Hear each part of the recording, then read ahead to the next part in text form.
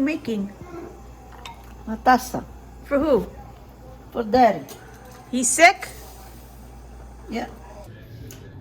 Castropignano they call la Tazza Yeah.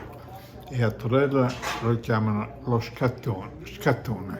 Pasta with water of the, when you boil the Pasta. pasta there, and you put some wine inside. And one. And when you are sick or you have stomach problems, you get one of that one.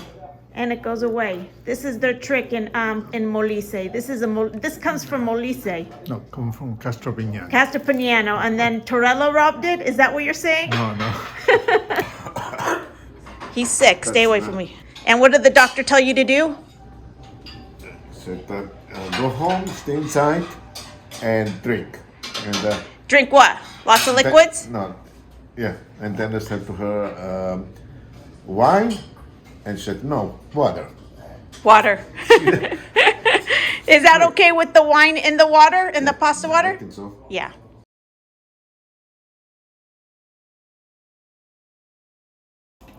I have a cold, so I'm making tazza.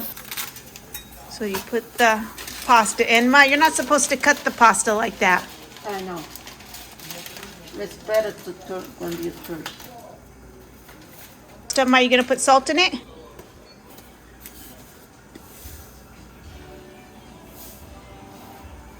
We have a lot of pasta in there. Oh, she's gonna put more. Just like you're gonna cook pasta, same thing.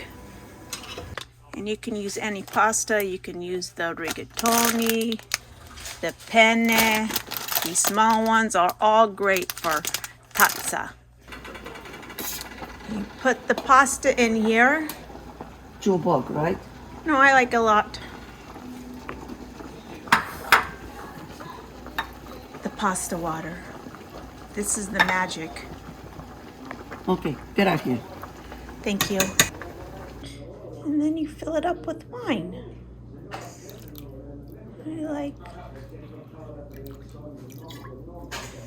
È molto accino.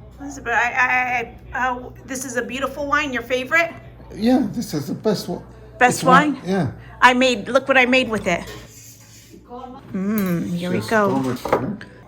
The heat from the wine and the pasta really clears your sinuses.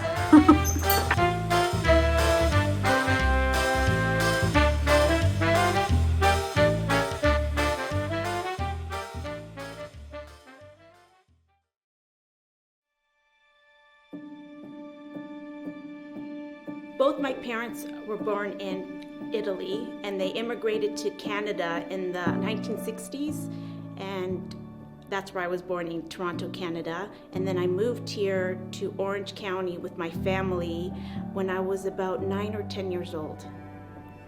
On February 4th, 2019, I went out to lunch with my friend Julie, and I thought I had food poisoning.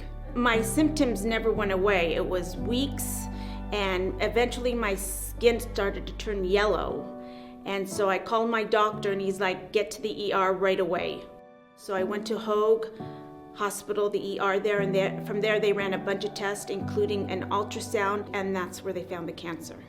After the test, one doctor was holding my hand. My parents were at the foot of my bed, and I thought something was up when he was holding my hand, and I looked up to him, and he's like, I'm so sorry, I have some bad news for you. And I was like, what? And he's like, you have cancer. I go, what kind of cancer?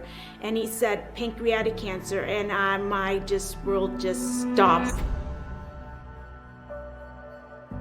The cure rates for pancreatic cancer are not as high as other cancers that we are familiar with, such as breast cancer or prostate cancer.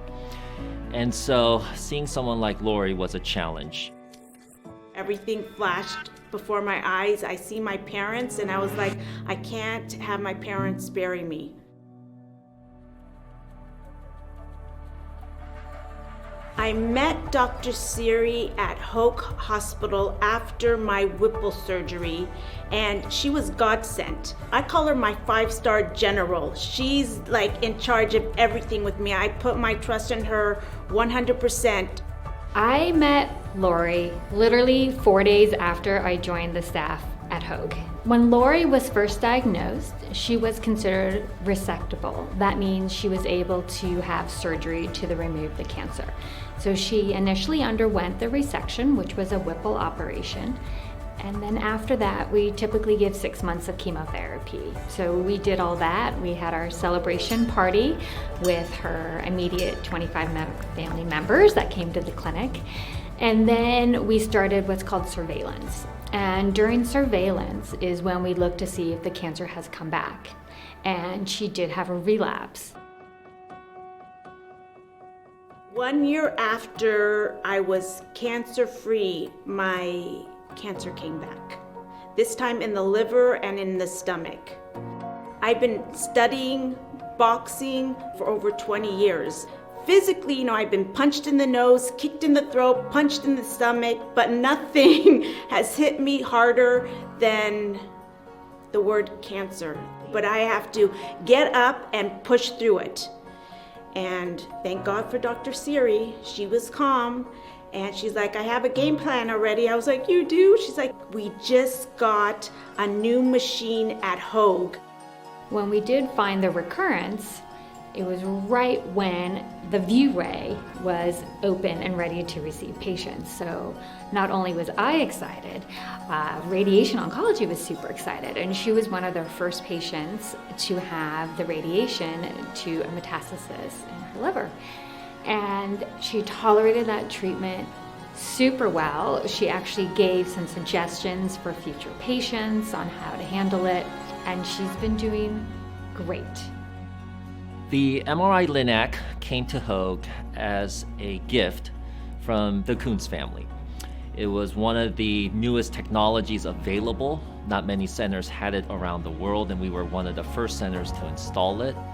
With that, we have been able to treat areas of disease that we never thought imaginable. So it's really opened up a new frontier in terms of radiation options. We've improved survival rates while at the same time reducing side effects. And philanthropy has really touched every aspect of patient care in our field. The third time I got diagnosed with cancer, I was better mentally prepared this time, but I'm here thriving and I'm able to travel, and live my life. I love the nurses. They really take care of you. They don't want you to feel not even a little bit of pain, which is great. And that's what I loved about Hoag, because I truly felt cared for. We always want to do the best for all our patients, but certainly for someone like this, you also turn into a cheerleader, so to say. I was cancer-free in June. 2 weeks later, I was in Italy, and I had the best time there. I celebrated my birthday there, and I saw my friends and family. I just want to thank Circle 1000 for everything they've done for cancer patients. And I'm so grateful for them for being on the ground, finding the new treatments and care for the best possible care for cancer patients. And I'm proof of that. Thank you, Circle 1000, for your philanthropy and your continued support. Circle 1000, I wanted to thank you for all your donations. You have made so many things possible.